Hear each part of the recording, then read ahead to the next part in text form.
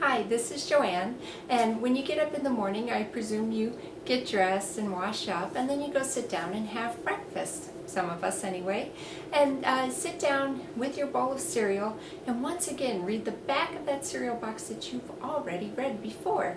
You've solved the puzzles, and it's just boring. Well, how about if we could take that up just a little bit to a higher level?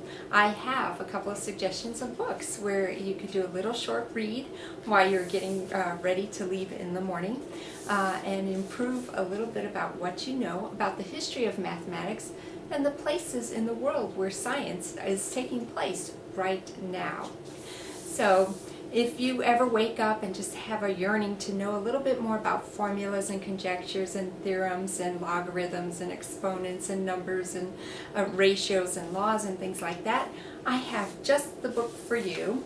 And it's a book called The Math Book, written by Clifford Pickover, who is quite the prolific writer, more than 40 books to his name. The subtitle is From Pythagoras to the 57th Dimension, 250 Milestones in the History of Mathematics.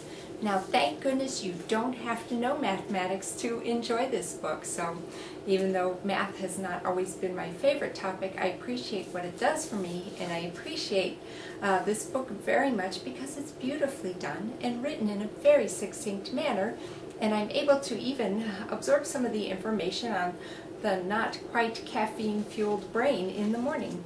So, this book is set up in such a way that there's usually a very beautiful picture.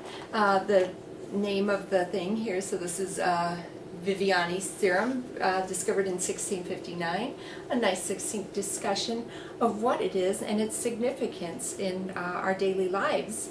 And then a little section called See Also, where you can see other things in the book that are related to this, as well as then at the very bottom a description of this image and how it's related to the discussion he just presented.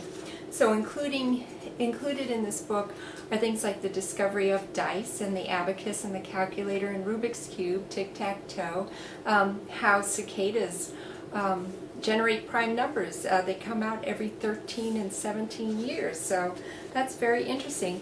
Things that have always perplexed people, different puzzles that people have decided to come up with.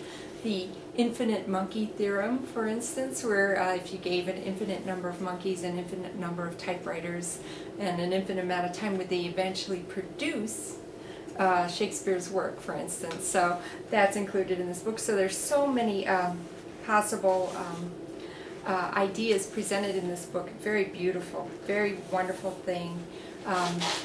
It's very easy to pick up. It's the kind of book I'm going to leave on the table for my kids to discover, and also possibly leave in my teaching lab for my students to discover, and being the nerds and geeks they are, they will probably really appreciate it. But if math is not your thing, maybe you might want to learn about where science is happening right now, and you can go see it happening.